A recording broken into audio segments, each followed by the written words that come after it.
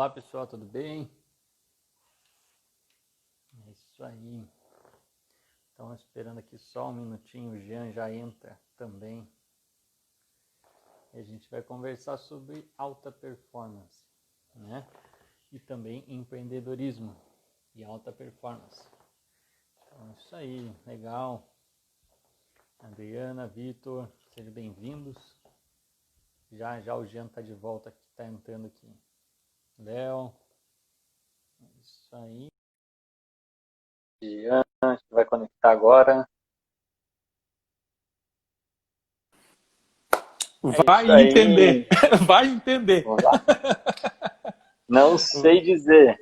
Cara, vai entender. É impressionante. Eu confesso para você que é impressionante, porque não foi a primeira vez que aconteceu isso comigo. Entendi. E eu sinto muito pelo link do seu canal. Imagina, a galera tá aí, tá entrando. O que importa é que a galera tá entrando aí, tá tudo certo, entendeu? E aí, meu irmão, tudo bem? Como é que tá? Muito frio aí em Balneário? Agora sim, né? Boa noite. Aqui tá ligeiramente frio. Não tá tanto quanto Curitiba, mas tá frio. Tem o pessoal de Curitiba aí. O pessoal de Curitiba é só no chimarrão e na manta, ela falou aí. Não tem como ser diferente. Que legal. Cara, bom demais bater um papo contigo. O que importa é que deu certo, é que a gente tá aqui. Pessoal, o Dr. Eros, a gente se conheceu, foi dando uma palestra magna, né? Foi num evento de palestra magna de uma universidade, da Unisociesc, de Balneário. E, pô, a gente sempre se deu bem, a gente mantém, isso já tem uns 2 anos, né, Eros? E a gente manteve contato, né, cara? Pô, que legal. E o Eros, ele é doutor, é um cara super especialista em alta performance aí. A gente vai falar um pouco sobre alta performance, porque eu acho que tem tudo a ver o universo da alta performance esportiva com o universo do empreendedorismo, né? E a gente vai entender, assim, as analogias disso. Queria pedir para você, Eros, se apresenta para o pessoal que não te conhece, fala um pouquinho de você aí para esse pessoal que ainda não te conhece. Então, meu nome é Eros, sou graduado em Educação Física, tenho mestrado em Ciência da Motricidade Humana, sou especialista em Ciência do Esporte, que é uma área ainda a ser difundida no Brasil. Sou especialista na Alemanha, fiz uma especialização também em treinamento esportivo na Universidade da Hungria, na Universidade de Medicina da Hungria. Depois fiz doutorado, pós-doutorado, doutor honoris causa em Ciência do Esporte. E segui em paralelo sempre com equipes de alto rendimento. Desde 2003, sempre com equipes de elite, né? Então, comecei com a seleção de voleibol, auxiliando o Bernardinho.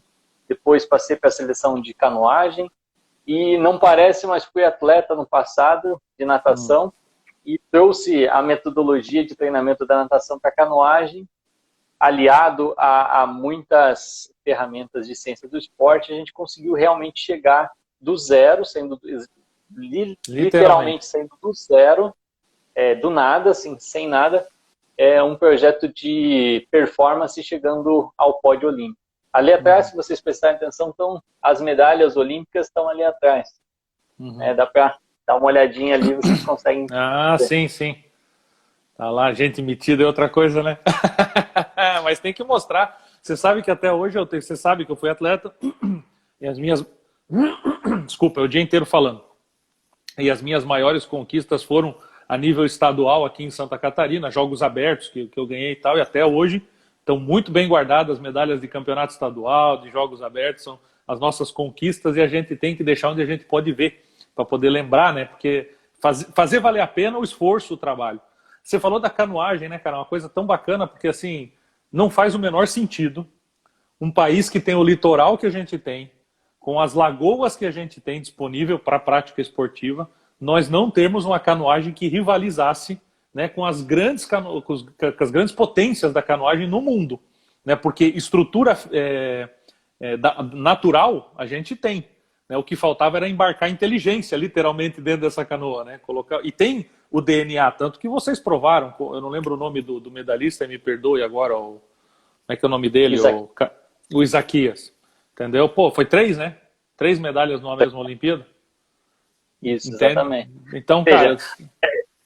A geografia do Brasil, né, a parte hidrográfica do Brasil é impressionante. A gente tem no Nordeste muita água, no Norte No noroeste, muita água. Aqui no sul, impressionante a quantidade de rio que a gente tem. Todo o litoral. E realmente nós temos assim uma deficiência em esportes náuticos, né?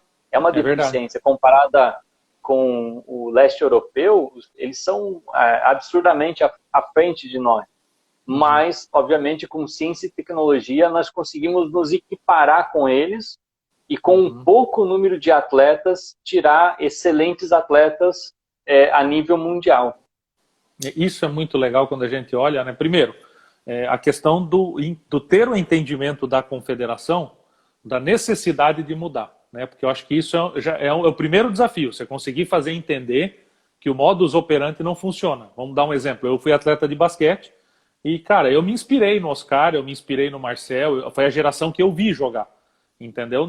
Eles ganharam o Pan-Americano, que eu vi, e não ganharam outros títulos, mas era uma equipe competitiva a nível mundial. Dava trabalho para qualquer grande equipe. Por um detalhe, não foram medalhistas, mas... e aí a gente nota que teve um boom do esporte, a NBA cresce, chega no mundo inteiro, inspira inúmeros atletas, mas a desordem de uma organização, ou a falta, não é desordem, mas a falta de visão de inovar, de oxigenar na hora certa, jogou fora uma geração inteira de atletas, né? O basquete masculino ficou anos sem Olimpíada, e eu acho que o feminino está indo na mesma. Então, aí, na contrapartida, você pega um voleibol que soube o momento certo de oxigenar, que eram medalhistas de prata e mudaram toda a estrutura deles, porque eles entenderam que não era o suficiente para chegar e viram uma grande referência, né? Aí você pega a canoagem, não temos tradição, não faz sentido, mas a gente não tem tradição. E você traz tecnologia embarcada, aliado a técnica fortíssima e uma genética que o brasileiro tem, uma biodiversidade genética incrível para trabalhar, pode dar trabalho para pinçar. Mas a hora que você encontra esse talento, poxa, é um mar de oportunidade. E você tem essa habilidade de ter e de enxergar essas nuances, né? Quando a gente fala de alta performance, as pessoas lembram de motor de Fórmula 1. E motor de Fórmula 1 dura 3 corridas, velho, vai pro pau. Entendeu? E através do conhecimento que você traz, você consegue prolongar a longevidade da alta performance desse atleta, né? Porque a gente já conversou e tem atletas que trabalham com você, que já têm uma idade avançada em termos do que o mundo diz que seria uma idade ideal, e contigo eles continuam sendo competitivos, né? Então, como é que você enxerga assim essa conexão entre a estrutura, a inteligência que é você e a biodiversidade que é o atleta? A primeira palavra-chave que você mencionou é a longevidade. Eu sempre falo para os meninos, né, para os atletas aqui, não adianta você ganhar apenas uma vez. A ideia é ganhar sempre, né? Então, ter a longevidade da excelência. Agora, essa conexão entre essas áreas, essa é a chave de sucesso. Essa harmonia entre o atleta, entre os números, entre a gerência desses números com o atleta. Então, realmente, essa é a parte que eu diria assim, que é a chave do sucesso. Aplicar um teste é uma questão... Existe, assim, claro, equipamentos específicos, tecnologia, mas eu sempre falo para o pessoal, não adianta ter o aparelho, você tem que ter a essência do aparelho. A essência que eu falo é como ele funciona, quais são os dados que ele vai me dar e como eu vou usar esses dados no atleta. Então, não basta apenas eu investir um caminhão de dinheiro em equipamento se eu não sei exatamente como estratificar esses dados. E depois, a tradução desses dados em forma de intervenção para o atleta. Claro, respeitando os momentos corretos desse atleta, você realmente chega lá. Não tem, é uma matemática, claro. Obviamente, tem um perfil genético. Se ele tem uma predisposição ou não, isso sim. Mas se ele tem uma predisposição e se os testes são aplicados de forma efetiva, eu não tenho dúvida que o sucesso é garantido. Isso não tenho dúvida. É matemática. É muito bacana você falar isso, porque sempre se lidou nisso. No Brasil, a gente sempre viu o atleta de alta performance, vamos pensar assim, que por muitos anos ficou o conceito de que o futebol é profissional e o resto é amador, né? Então, hoje, a gente não vive essa realidade. Nós não temos ainda o universo perfeito de estrutura para esse esporte olímpico, para os esportes olímpicos do modo geral, mas a gente avançou muito o que era 20, 25 anos atrás, teve um avanço considerável. É óbvio, você estudou os modelos americanos, europeus, russos, entendeu? Que já entendem isso como uma matemática, inclusive na destinação de verba, né? Porque já é destinado dinheiro onde traz mais medalha, né? Então, se a natação me traz X medalha, o judô, enfim, o atletismo, vai mais dinheiro para lá, porque eu posso garimpar mais medalhas por ali. Então, ter essa visão também faz muita diferença, né? Mas veja, é um momento assim que eu passei, que foi muito, muito legal. Uhum. Foram dois momentos que eu vejo assim, que foram chave.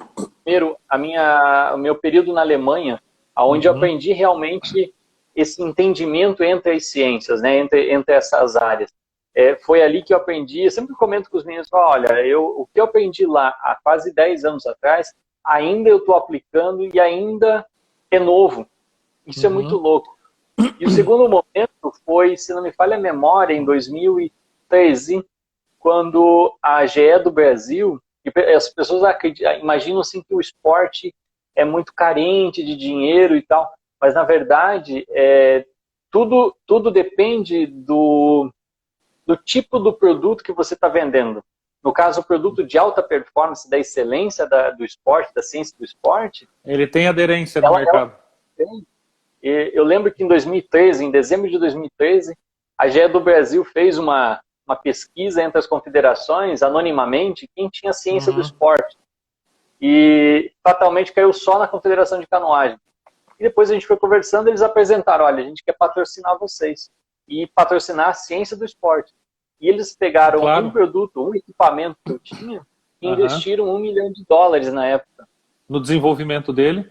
E o desenvolvimento dele beneficiou diretamente o desenvolvimento da equipe de canoagem, porque é um equipamento que te traz resultado de performance.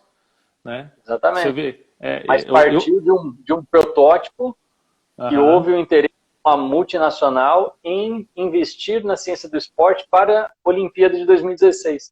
E a gente chegou às medalhas, às 4 medalhas olímpicas, com 3 medalhas olímpicas e uma medalha paralímpica em 2016. Muito, muito bacana você colocar isso, porque realmente também tem isso, né? As pessoas, elas querem dinheiro, mas elas não têm projetos, né? Então isso é uma coisa que eu percebo, que eu ainda tenho muitos amigos do esporte, alguns olímpicos, outros não, mas a maior diferença que eu muitas vezes vejo, nem é o conhecimento que ele tem técnico, entendeu? Dentro das 4 linhas ou na operação que ele executa. O que falta para ele é um pouquinho de olhar de gestão, de poder preparar um bom projeto para captar bons recursos.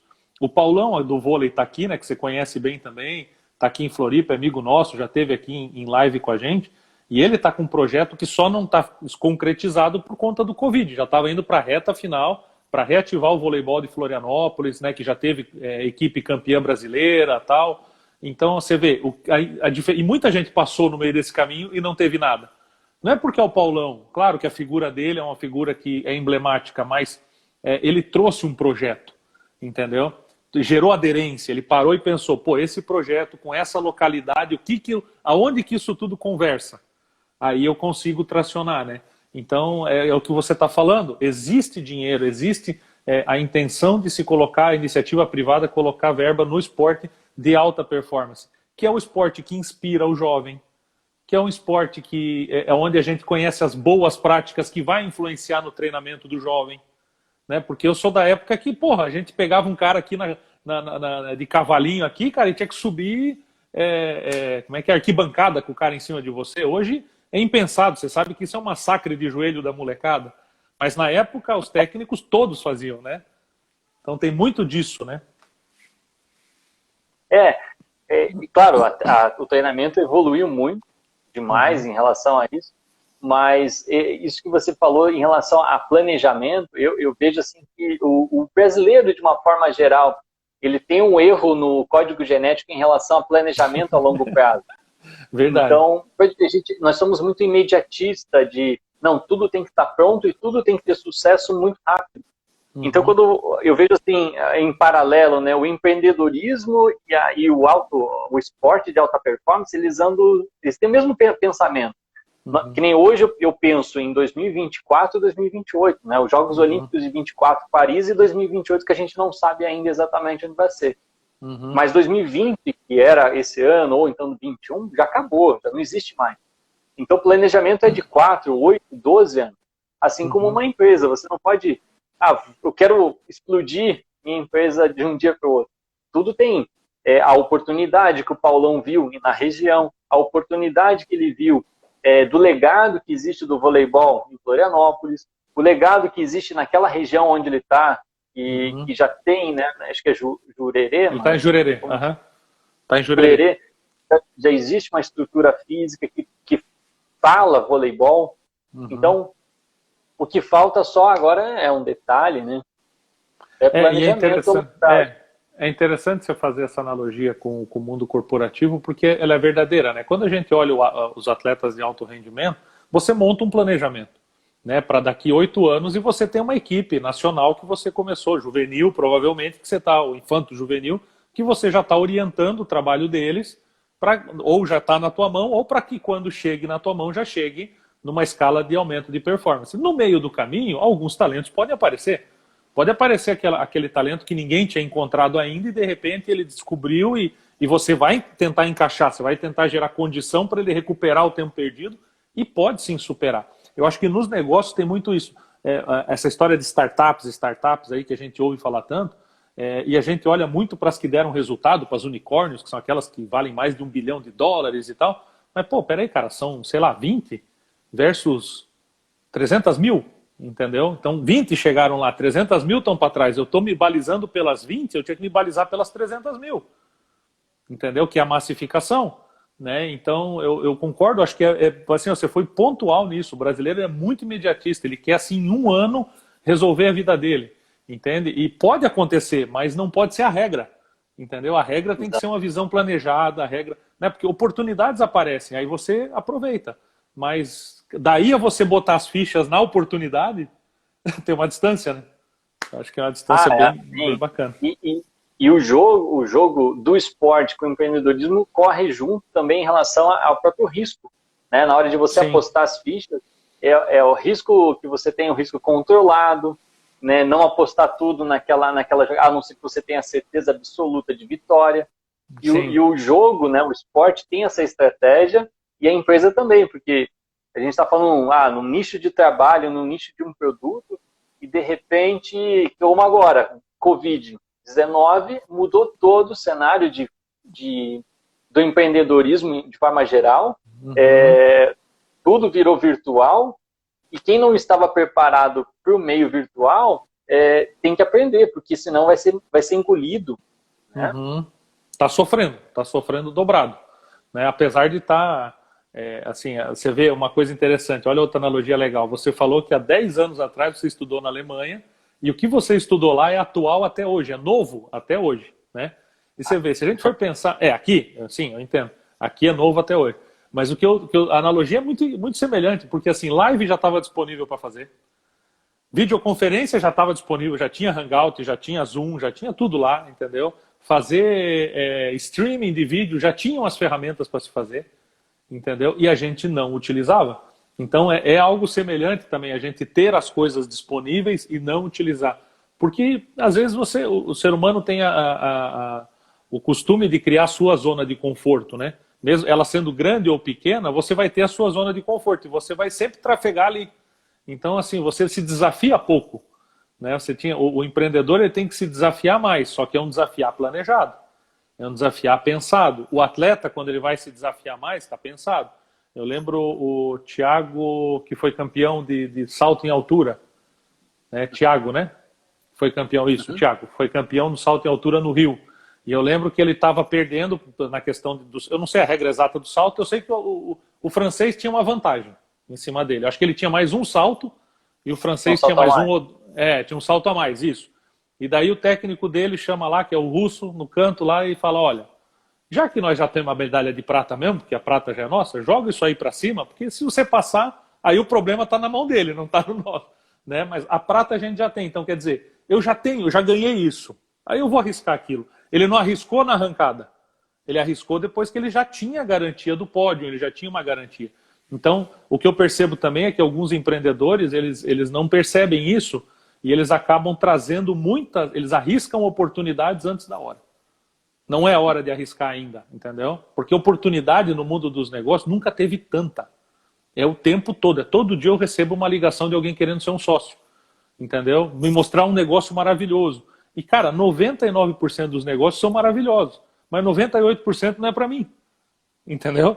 Então, esse é o desafio. E no mundo esportivo, a gente percebe a diferença. Quando você vê um Michael Phelps, o próprio Michael Jordan, que durante tantos anos brilhou, o Phelps que fez o que fez, atletas, o próprio Oscar Schmidt, que pô, durante anos foi cestinha de Olimpíada, entendeu? Então, quando você olha a diferença dos atletas que têm a longevidade de alta performance, é um pensamento, é um estilo de vida, é diferente, entendeu? Não é uma coisa do momento que eu brilhei, fui campeão de Fórmula 1 esse ano, me aposento porque eu não quero mais. Não, o cara fica por muito tempo na crista da onda.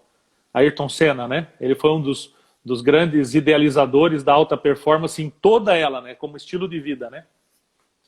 Isso é muito, muito bacana, porque eu comento com os atletas, até os atletas que estão querendo chegar lá, né? Eu sempre falo para ele, olha, como essa subida ao pódio, né? Uhum. Porque uma vez que você conseguiu, eu sempre falo para eles, uma vez que você tocou na medalha, ela é tua, uhum. Seja ela de um mundial, de um pan-americano ou de uma Olimpíada, você traçou um caminho, você experimentou, fez experiência daquilo. E parece que tudo fica mais fácil depois que você já tocou nela. Então, para eu chegar em um pódio de mundial, se eu já toquei nela, parece que tudo é mais fácil. Eu sei o caminho das pedras. Então, eu sempre falo para eles, olha, às vezes eu vejo um menino, o próprio Isaquias, a gente começou com ele com 14 anos e terminamos com 19 e as medalhas. Eu vejo os meninos de 12 anos e já consigo observar neles, consigo pensar neles como um atleta de elite do futuro. Uhum. Então, e eles às vezes pensam assim, nossa, o cara é meio louco, como que ele está imaginando já agora? É porque já vivi, já passei por cada momento desse, então a gente já sabe exatamente, olha, é possível. Então, vale a pena investir, é possível, então dá para chegar lá. Outros casos, claro, você fala assim, não, é possível chegar até um certo ponto, mas quando você tem as métricas, né?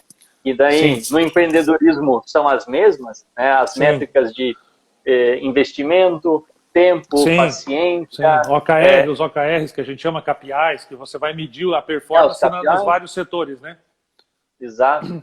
E daí você anda em paralelo, e é óbvio que se você em um treino fez o tempo que você precisa fazer para chegar numa medalha, é claro que no dia da prova vai acontecer. Assim como o lançamento de um produto. Você lançou, tem sucesso no seu pré-lançamento, ok, o mercado vai aceitar. Então, acontece. É verdade, é muito bacana, né? É muito mais parecido do que a gente imagina, né? Eu acredito que o sucesso deixa rastro, né? Que é isso que você falou, entendeu? Ele já deixou o caminho. Claro, às vezes você vai ter que adaptar, é que nem você comentou, eventualmente você vai ter um atleta que a mecânica dele, ele é canhoto, entendeu? Então ele rema para o outro lado. Ok, temos que fazer um ajuste do que eu estou acostumado. Mas o rastro é basicamente o mesmo. E tem a questão do romper o paradigma, né? Quando um foi lá e fez, você coloca isso no coração do resto, né? Porque quando o Isaquias sobe e recebe a medalha, todos os canoístas do Brasil, quando olharam aquilo, sentiram aquela medalha no seu peito. Você está entendendo? Sentiu porque ele representa, coisa legal. Né? Isso foi muito legal, porque em 2009, se não me falha a memória, um orientador meu, quando a gente estava lá fora, ele falou assim, eu preciso de muito atleta. O Brasil não tem atleta, muito atleta bom, rápido. É aquela mentalidade do imediatista, que eu precisava, 2012, em Londres, já está bem. Ele parou assim e falou, Eros, é o seguinte, você precisa de um atleta. Você precisa de um atleta que chegue lá no pódio e resolva o teu problema. A partir do momento que você tiver o teu primeiro atleta, depois isso vai virar como se fosse um guarda-chuva. Vai aparecer os próximos, porque a fórmula de como chegar lá você já sabe. É verdade. E tem a inspiração, tem o aprendizado, a tua curva de aprendizado, entendeu? Tem, né, você lidar com a curva de aprendizado dos próximos. Tem uma série de fatores que somam, né? no processo. Não tenha dúvida, se manter lá em cima não é para qualquer um, né? Chegar no pódio é uma coisa, permanecer lá é outra. O fato de eu saber o caminho não me garante que eu vou chegar lá de novo, né? Você tem uma série de preparações. E a gente sempre comentou isso também, nós dois, a questão da preparação mental, né? Que o atleta... Oh, droga, hoje tá punk. O atleta no Brasil, ele muitas vezes ele tem assim um auge, um crescimento, daí ele vai lá, ganha mundial e tal, e ele chega na Olimpíada com patrocínio, com estrutura, com tudo. Passou a Olimpíada, 2, 3 meses, vai renovar. Aí na hora de renovar, o patrocinador fala, não, mas é daqui 4 anos, vamos fazer o seguinte, daqui 2 a gente conversa de novo. E daí toda aquela estrutura que o cara tinha aqui começa a ruir. E o cara tem que ter uma mente muito forte para lidar com esse momento, para saber como se manter focado, como que ele vai conseguir ajustar o seu status quo, né, para uma nova realidade por 2 anos. E como é que você percebe isso hoje? Os atletas brasileiros, eles estão evoluindo nesse sentido ou não? Olha, eu passei por alguns momentos duros assim com atletas nesse ponto aí. Exatamente nesse ponto que a gente chama ressaca dos Jogos Olímpicos. Então existe uma ressaca, termina os Jogos, o primeiro mês bacana, se você teve resultado ótimo, entrevista, mídia, TV, mídia, antidoping, aí vai. Terminou o segundo mês, é complicado, porque o brasileiro esquece muito rápido as coisas, infelizmente.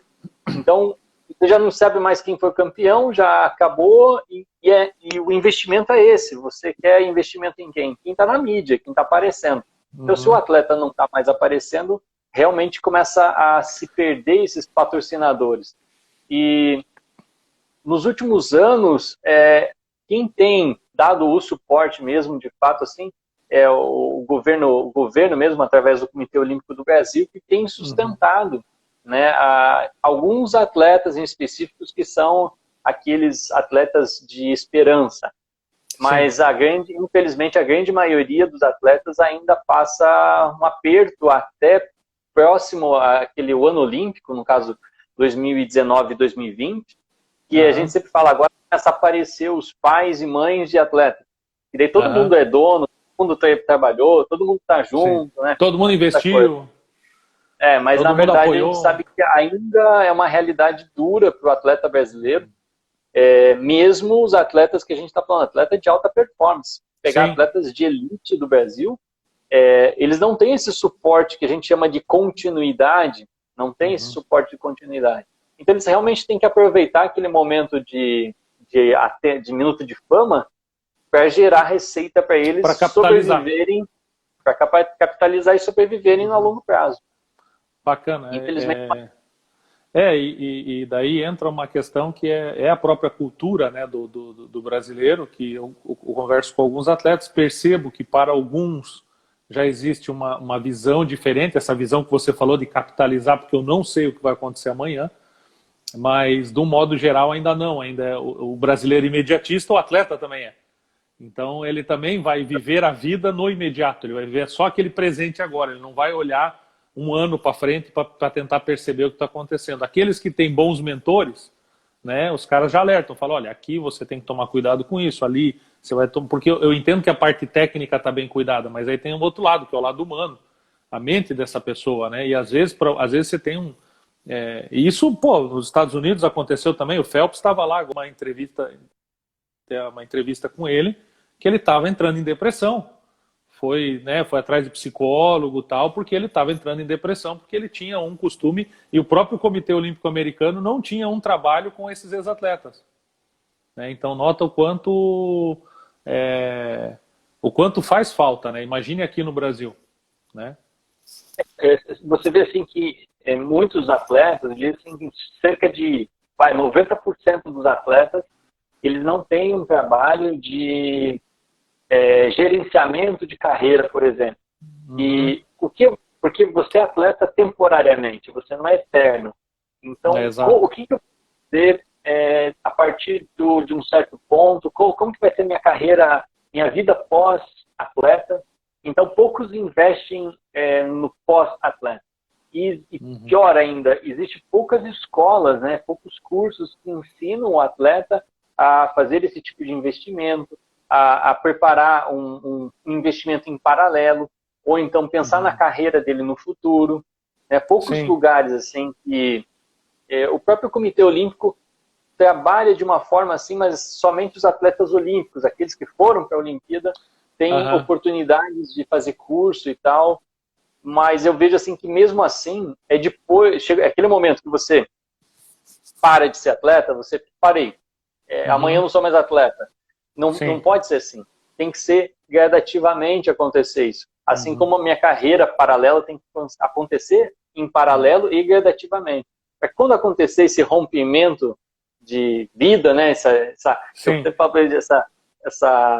transição, desencarnação desencarna da vida de atleta, e daí ele se torna uma pessoa normal, da vida normal, ele tem que estar preparado para o mundo, né? Tem que ter uma ferramenta, tem que ter uma habilidade fora de ser atleta. Então, tem que ter desenvolvido algum skill que vai ajudar ele nesse segundo momento, que provavelmente vai ser a mais longevo, né? Porque um atleta de elite mesmo, na média, eu não sei, mas qual que é a idade dele? Até uns 30, 32? Depende muito de qual é o esporte, né? Depende da modalidade, mas eles não passam assim em alta performance mesmo, e tem algumas teorias de 7 anos de saturação. Então, a partir do momento que você atinge a elite, 7 anos, teoricamente, eles param. Né? Eles não aguentam sustentar pelo próprio ritmo de vida que leva, a intensidade que leva, o corpo se desgasta demais, a recuperação já não é a mesma. São muitos detalhes, então chega uma hora que satura, né? São aquelas as 10 mil horas para você chegar lá e depois 7 anos para sustentar aquilo e não aguenta mais. Isso tem uma teoria para isso já. Então, então você imagine que se são 7 anos quando atinge a elite, nós estamos falando, cara, de atletas que devem chegar na elite pelos seus entre 18 e 21 anos de idade, mais ou menos, 22? Nessa faixa, né, dos 18 aos 22. Então eles devem conseguir ficar até os 29, mais ou menos aí, 28, 29 anos na alta performance. 30. Então, cara, a maior perna da vida dele vai ser fora da competição. Exatamente. Né? Então, sem dúvida, ele tem que ter um acompanhamento para ter um entendimento de que, cara, independente do que você faça e aonde você chegue, você tem que se preparar para esse segundo momento, seja o que você escolher. Né? E isso faz muito sentido. Faz muito sentido ter alguém do lado preparando isso, porque o atleta de alta performance ele se destaca pela capacidade de focar no momento, no agora, no momento presente, no estar ali de corpo e alma para performar. Então, também é cruel a gente culpar ele por ele não parar para olhar para as outras oportunidades lá na frente, se também a gente cobra ele para ele ser focado e trazer o resultado. Né? Tem uma ambiguidade cruel aí, né? Tá, é meio ambíguo, né? Você falar para ele, olha, eu quero que você tenha foco total na alta performance, que a gente chegue ao pódio junto, a gente vai junto até o pódio. Mas também, a hora que acabar o pódio, eu quero que você tenha sucesso em outra área que não tem nada a ver com o esporte, de repente. Pois é. Mas, sabe, aquela equipe que foi para a Olimpíada de 2016, eu comecei a trabalhar com eles quando eles tinham 12 anos. E depois tu pode buscar eles pela internet, vai conversar com eles. Eu sempre bati o pé com eles. Vocês têm que treinar o máximo que vocês podem, só que vocês têm que estudar. E todos eles são formados em alguma graduação. Um fisioterapeuta, um psicólogo, outro é educador físico, né, professor de educação física. Tem de tudo. Né? Tem um que está fazendo medicina. Então tem de tudo ali. Mas assim, eles terminaram a carreira, olha, eu tenho a minha profissão. Né? Pode ser que até eu não goste daquilo ou não, mas eu tenho minha profissão. Então, não estou desamparado. Um legado. Consegui deixar um legado cultural, educacional para eles. Era uma cobrança dura, mas eles conseguiram. E hoje eles agradecem. Obrigado, porque nós não estamos aqui perdidos, né? Parei do esporte e não sei o que fazer. É bacana você falar isso. Eu tenho um amigo que jogou, que era um grande veterano, né? O Wagner, jogou basquete comigo em Joinville. Ele foi atleta da Seleção Brasileira de Basquete de Seul, da Olimpíada de Seul. Então ele super veterano, eu juvenil do time entrando. E a gente ficou amigo. E daí, enfim, toquei minha vida para frente, ele a dele. Anos depois, reencontrei aqui em Florianópolis. Ele fisioterapeuta, dando aula, com consultório e tal. Então olha a importância de um atleta, ainda mais naquela época lá atrás, que você não tinha ganho financeiro pesado, como ainda hoje, se o cara for inteligente, ele tem umas receitas legais que entram, né? A importância realmente do cara estudar. E daí para o mercado, para a gente pensar no empreendedorismo, a importância da gente ter outras matrizes econômicas, né? A gente está vivendo esse momento agora de pandemia, as empresas que tinham uma matriz econômica só entrava dinheiro por um canal, estão sofrendo, porque não tem oportunidades. Então a gente sempre olhar, né, com o pensamento de oportunidades. O que eu vou, né, que oportunidades eu quero gerar? O que eu quero construir? E isso é muito legal, porque faz todo sentido quando a gente procura resultado. Porque a vida, cara, ela é feita de resultado. Lá na frente diz que a gente vai viver de histórias, né? Então eu quero gostar das histórias que a gente vai contar, entendeu? Eu quero contar histórias de coisas bacanas que a gente construiu, né? E eu tenho muito isso para mim, assim, nesse pensamento. Né? E hoje, cara, como é que você está aí? Se adaptou bem a essa questão do online? Os atletas estão conseguindo fazer o seu dever de casa, digamos assim? Como é que você está adaptando isso tudo? Então, é complicado, porque o meu trabalho, de fato, ele era in loco, né? Isso é uma coisa que eu sempre deixei como um bom destaque e um diferencial. O trabalho in loco, né? Exatamente, eu trabalho com tênis, então eu vou avaliar você na quadra de tênis lá dentro da quadra. Na natação eu vou com os equipamentos na piscina. Assim, é complicado um certo ponto, mas eu estou conseguindo reagendar isso tudo para frente e tal, mas pelo fato de ter o legado, de saberem que é um trabalho de excelência, de qualidade, as pessoas ainda tendem a ser fiéis. Olha, realmente isso tudo vai passar e vai acontecer. Mas o lado da oportunidade que está aparecendo em relação principalmente à parte virtual, isso é uma coisa bacana, porque, como o Einstein disse, né, é no momento da crise que a gente desenvolve habilidades que não estavam tão inerentes. O que acontece é que... Ele falou acho que a inovação vem da necessidade, né? Ele falou que inovação vem da necessidade, crise, né? Da crise. Quando não tem crise. E é uma coisa bacana, porque eu já tinha um projeto de fazer um material de marketing virtual, eu já estava estudando isso há um bocado de tempo, mas aquela coisa, passo a passo, com calma, montando. E isso eu falei para minha esposa, falei, olha, acho que é aquela coisa assim, parece um gatilho. Ó, chegou o momento, esse é o momento agora de você deslanchar e colocar isso no ar. Porque um momento virtual, eu acredito que dificilmente volte tudo à normalidade teórica, à normalidade como era antes.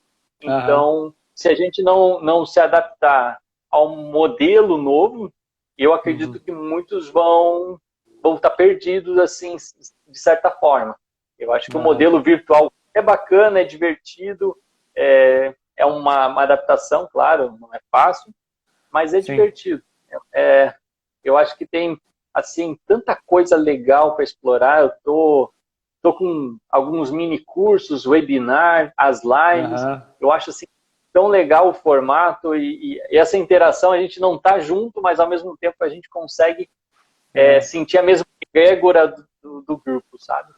Legal mesmo você falar isso, porque realmente é uma interação diferente, mas ela não tem limite, né, por que você pode fazer. Então, claro, quando você fala lá da alta performance do atleta, você está em loco para fazer análise, para corrigir movimento, tem que estar lá. Só quem já trabalhou com isso para entender que é coisa... você ganha uma medalha de ouro no detalhe, milímetro do exercício que você corrigiu, né? Aquela tacada perfeita, aquela raquetada, aquela cortada do Marcelo Negrão, que deu a primeira medalha de ouro olímpica, entendeu? Que foi corrigida milhões de vezes, entendeu? Então é isso. Mas quando você fala de compartilhar o seu conhecimento com a massa, é outra história. Entendeu? É outra história. E daí, pô, essas ferramentas que estão aí, que a gente já tinha, mas a gente não... né? Aquilo que você falou, é porque como os negócios iam bem por um caminho, naturalmente esse daqui você não olhava tanto, você sabia que era importante. Eu vivi isso também. Eu também estava com os negócios muito bem por um caminho e, de repente, não é patinho feio, eu só não queria, não estava olhando. E, cara, de repente, cara, deu tempo, vamos olhar. E você começa a fazer a tua informação ecoar.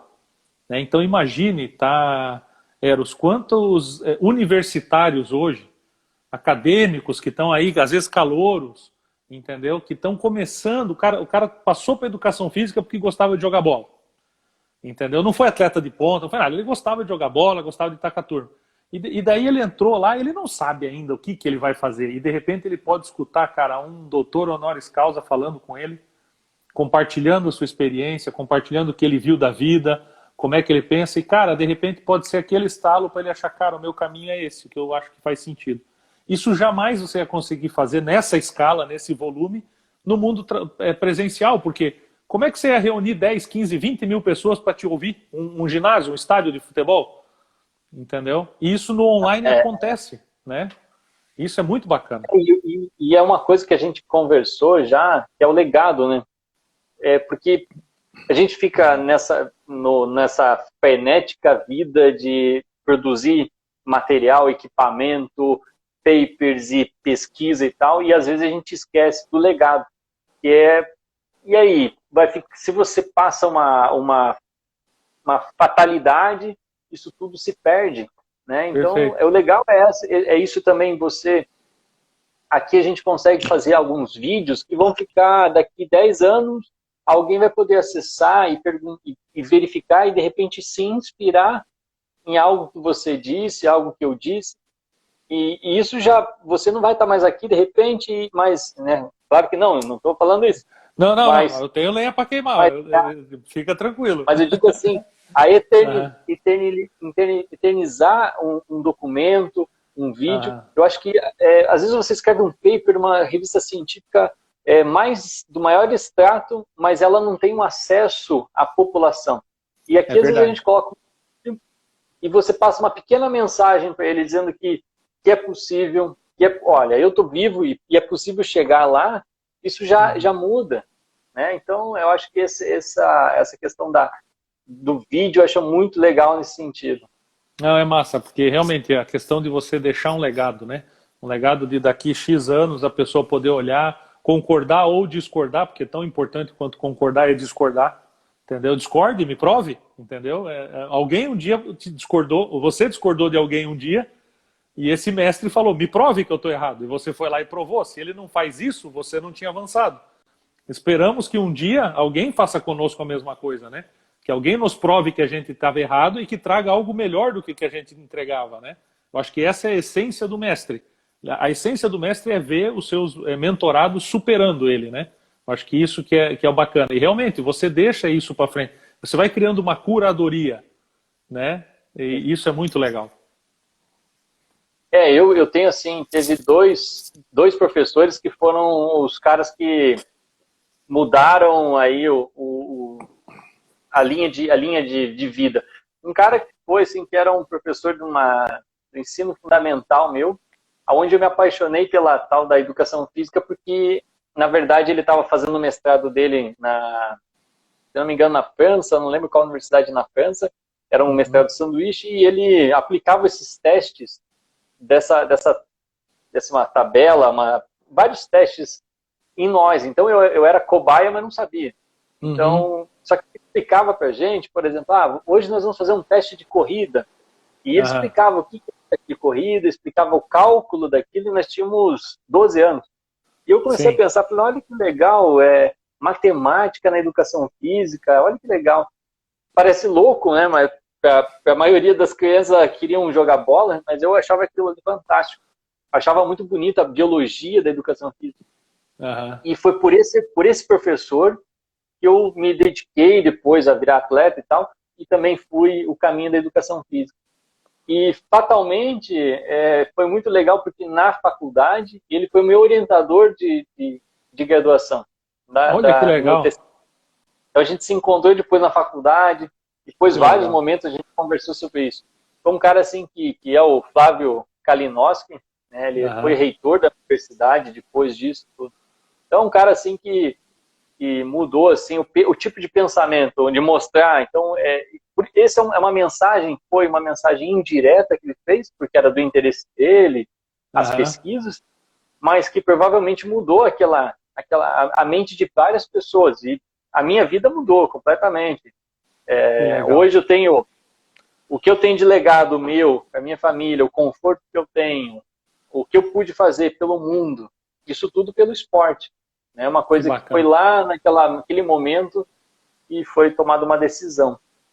Então, acho que esses tipos de histórias, né, esse tipo de legado que quando a gente conversa com alguém que está dando esse start, como você falou, que é o mentorado, eu acho que isso que é legal mostrar para ele, que às vezes eles olham uma coisa tão equidistante, aquilo lá está muito difícil, mas na verdade é só seguir o caminho das pedras e né, de mão dadas a gente vai junto e vai chegar lá. Né? Então é possível e tem vida após tudo isso. Com certeza vai ter. Cara, a gente tem uma oportunidade nas mãos de construir um mundo novo. Entendeu? Muita coisa vai voltar para o que era, mas muita coisa não vai voltar para o que era. Então a gente tem oportunidade, a nossa geração, eu penso, né, que a gente não está vivendo uma era de mudanças, nós estamos vivendo uma mudança de eras. Então a gente tem um mundo que está se acabando, um que está nascendo e a gente está bem no meio. Por isso a pressão é grande, por isso está complexo para muita gente, por isso está difícil de eu conseguir enxergar o que está acontecendo, de me posicionar. Não existe muito certo e errado agora, porque ninguém previu, ninguém nunca passou por um cenário desse, então é difícil. Mas na contrapartida, cara, é uma estrela nova que está nascendo. Então a gente vai ter a oportunidade de construir muita coisa bacana, de experimentar muita coisa bacana. O esporte tem passado por momentos nos últimos 10 anos de profunda transformação com relação à pressão em cima do antidoping, né, e vários questionamentos que o esporte vive. O mundo corporativo através do compliance, da busca por acabar com corrupção, né? Então, assim, o que eu percebo é que os homens e mulheres de bem, eles estão se levantando. E a gente está expurgando aquilo que não faz sentido porque a gente acredita, que é ético, que é moral, né, que tem que estar dentro da regra do jogo. Dentro da regra do jogo, faça o que você quiser para ganhar. Mas não tente jogar fora do tabuleiro, entendeu? Não seja desonesto nesse sentido. Nos negócios também é assim. Entendeu? Eu escutei uma vez um empreendedor falar: pague uma fortuna para os teus advogados descobrirem qual que é o menor imposto que você pode pagar, mas pague o imposto. Entendeu? O que está na regra do jogo, para você usar para te beneficiar, use, mas não saia do tabuleiro. Então isso é muito importante, a gente ter esse entendimento, e eu acho que é um momento oportuno para a gente compartilhar o que a gente acredita, o que você acredita, né? A gente conversou lá no meio da pandemia, ali no começo da pandemia. Você comentou dos teus projetos, falei, cara, começa a fazer, lembra? Falei, bicho, bora começar a fazer, você começa a fazer live, começa a se acostumar com a tecnologia, você começa a melhorar a tua didática no bate-papo com o pessoal, você vai mudando a tua didática, você vai se adaptando, e hoje você está colhendo esses frutos aí que eu estou acompanhando, nem sempre eu consigo ver, mas sempre que dá eu entro numa live, entro em algum evento ali para compartilhar, né? E cara, a gente percebe, é o teu legado, velho. O ser humano não faz download. A gente tem que deixar o que sabe enquanto está aqui, entendeu? E isso é muito bacana. Eu vejo assim, um professor falou uma vez, eu achei muito bacana essa área de empreendedorismo, e que eu levo isso para a vida. E a oportunidade é uma coisa, e o oportunismo ele anda em uma linha tênue. Então você pode caminhar sempre com olhar, né, visando a oportunidade, mas dependendo do jeito que você leva isso, você se torna oportunista. E daí acontece muito no esporte, acontece muito no empreendedorismo. Agora mesmo a gente viu aí absurdo de valor em máscara, em álcool, isso tudo. Isso que é um oportunismo, né? Porque não era necessidade, sabendo de como está a população sem acesso a todo esse material. Mas assim, daí vem a oportunidade. Quais são as oportunidades que está abrindo? Deixar esse legado, deixar digitalizar essas informações, deixar esse legado para a sociedade, que é uma coisa que eu acho muito bacana, né? Uma dívida que eu tenho com a sociedade. Tudo que eu estudei foi financiado por alguns órgãos de governo, foi financiado pelo Comitê Olímpico Internacional, pela Solidariedade Olímpica Internacional. Então, eu também tenho eu vejo pessoalmente... Essa dívida moral, esse cuidado, digamos assim. É uma dívida moral de passar esse conhecimento para frente. Assim como eu também recebi, eu também devo passar Eu vejo assim que é um momento legal, é um momento de você deixar esse presente, né, para a sociedade, esse legado. Então, eu acho muito legal. Mostrar que é possível chegar lá, fazendo exatamente a coisa certa, sem precisar usar o doping, sem precisar burlar o sistema, sem precisar fugir da regra. É possível chegar lá. Pode ser mais demorado, pode ser mais duro, pode ser, mas certamente o sucesso também é muito melhor, né? Quando você pega lá um resultado, seja ele qual for, você sabendo que fez a coisa certa, não tenha dúvida que o sabor é diferente também. É diferente. Aí você está falando de equidade, né? Você está falando de justiça, né? Fazer o que é o justo, o correto, né? O justo é seguir a regra. Então siga-se a regra. Literalmente, se você não sabe brincar, não desce pro play. Acha outro brinquedo, vai fazer outra coisa, entende? Porque para que a gente possa ser justo, eu acho que a gente confunde, né? Eu tive com o Mário Mota aqui, o Mário Mota comentou, ele falou assim, poxa, a gente sabe que o ser humano tem muito para aprender porque a gente ainda precisa ter lei. Né? O dia que a gente não precisar ter lei, a gente sabe que o ser humano agora está no caminho certo, porque a lei é para quê? Para corrigir algo que as pessoas não entendem que está errado. Entendeu? Se todo mundo soubesse o que é certo e cumprisse o que é o correto, né, você não precisava ter lei. Todo mundo, né, a sociedade ia viver numa harmonia plena. E conversa com isso que você comentou, porque é outro sabor. Né? O sabor é outro de quando você sabe. Eu lembro aquele atleta que foi campeão da Volta da França trocentas vezes, cara, e ele foi lá depois de aposentado, foi lá e falou, olha, eu roubei, eu tinha um sistema dentro da minha bicicleta que me dava 20% 10% a mais, a menos de força durante a prova para mim fazer, então eu tinha mais energia para o sprint final, né, que é o ciclismo e tal. Cara, para um cara desse chegar e falar, moralmente, espiritualmente, ele tá só o pó. Porque ele brigou a vida inteira, entendeu? Com a crença que ele tinha, com o que ele acreditava que era uma coisa, ele fazendo outra. Cara, isso é uma vida absurdamente sofrida para quem tá ali. Tanto que ele foi lá e contou, tamanho peso que ele carregava. É um transtorno, né?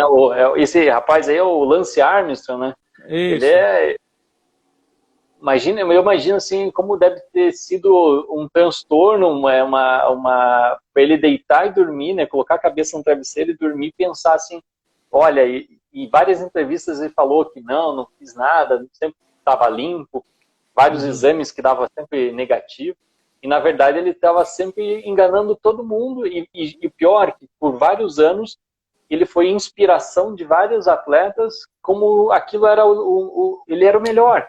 Ele era o sonho de todo mundo ali, né? Então várias pessoas depois se decepcionaram com ele porque não viram que o ídolo dele, na verdade, era uma máquina eletrônica que estava dentro da bicicleta, era o doping que ele utilizava de forma cíclica, abrangente. Né?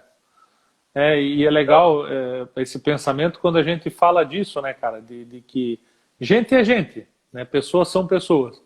Então, quando você fala de atletas desse nível de performance, cuja pressão é violentíssima, tem isso também, entendeu? Ele fez o correto? Não. Eu acho que ele fez o correto no final de lá e botar, foi macho pra caramba, pra depois de tudo. Ele não precisava ter falado nada, velho. Até hoje ia ser o herói, entendeu?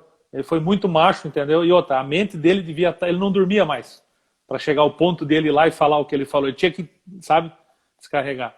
Então eu acho que isso tudo fica um ensinamento muito grande para a gente de como a gente orienta os nossos jovens, até que ponto a vitória ela é válida, né? O sabor da vitória é merecida, né? E a gente construir realmente pessoas que vão, como você comentou, ecoar esse legado para frente, né? Pessoas que vão aprender com o Eros, vão falar, do mesmo jeito que você falou aqui, ó, o professor tal me inspirou. Eu tenho certeza que se você fosse começar a falar, não faltariam nomes que te inspiraram ao longo da tua jornada e que te entregaram muito, ter pessoas que chegaram e abriram a sua vida para você fazer um download de informação, como você está fazendo agora, entendeu? E vai ter pessoas que vão falar, cara, eu aprendi com o Eros, o Eros foi um cara assim, ele foi o cara que me inspirou. Eu lembro da primeira vez que eu vi um curso com ele. Então, eu acho que é isso, sabe? Eu usei no meu último treinamento com o pessoal que a gente está com a nossa iniciativa do Universo Empreendedor, que está espetacular, e na nossa mentoria desse mês eu usei uma analogia que na verdade foi uma frase do CEO da Apple. Ele falou assim: seja você a pedra que cai no lago e gera ondas. Entendeu? Seja você essa pedra, a pedra que cai e que gera essas ondas de coisas positivas, de inovação, de um pensamento diferente, entendeu? Seja você ela, para que as coisas ecoem, né? Eu acho que isso é muito importante. Meu irmão, papo bom, passa rápido, nós estamos acabando, viu? Então, dá tuas considerações finais, que daqui a pouco o reloginho vai aparecer para você dessa vez aí. Né? Então, daqui a pouco ele aparece. E acaba. É. Então, eu assim, sou muito feliz, assim, alguns perguntam, o que você faria? Não imagino fazer outra coisa do que eu faço. E agora chegou o momento de começar a passar essas informações para frente, formar e inspirar outras pessoas. Eu estou já formatado, eu acredito que em torno aí de 4 a 6, eu acredito que 3 meses, no máximo, já vai ter o lançamento mesmo, de um curso para ensinar esse pessoal, não ensinar, para mentorar esse pessoal que quer chegar lá. Né? Então, mas assim, voltado, no caso, para a área esportiva, mostrando quais são esses caminhos, mostrando realmente, sem rodear demais, mas mostrando para você, o jovem treinador, mostrando para você que está na faculdade e gosta de treinamento e quer chegar lá, quer ter a sua oportunidade. Vou abrir o meu caderno todo de anotação e vou ensinar esses novos mentorados a chegar lá. É isso aí, cara. Estou aqui, estou aprendendo a transferir essa informação aqui no modelo digital e acho que está sendo, para mim está sendo muito divertido. Estou adorando esse formato. É claro que pessoalmente é muito mais legal, mas é uma adaptação e está sendo divertido. Que legal.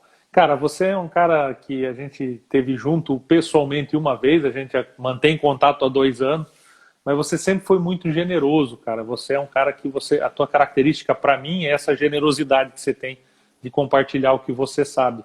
Eu não tenho dúvida, quando a gente conversou ali na mentoria mesmo, para mim já estava muito claro que o teu caminho era esse, porque por conta da tua própria generosidade, você compartilhar todo esse conteúdo lindo que você aprendeu, que não foi simples, que não foi um caminho fácil, eu tenho certeza disso, mas que hoje, cara, está com você e que você quer compartilhar com as pessoas. Eu acredito que o legado, Eros, ele é construído, a gente sabe que está no caminho certo quando talentos brotam ao nosso redor. Entendeu? Então, quando você começar a ver outros treinadores, outros começarem a se despontar, utilizando algumas técnicas que você ensinou, a gente começa a perceber que o nível do escolar começou a subir de novo. Pô, eu lembro da época que o escolar era um nível absurdo, entendeu? No escolar, tanto que o Brasil ia para os Jogos Escolares Mundiais, cara, incomodava todo mundo. O gap não estava no escolar, o gap estava entre o escolar e o profissional. Era ali que nós tínhamos um gap no Brasil, né?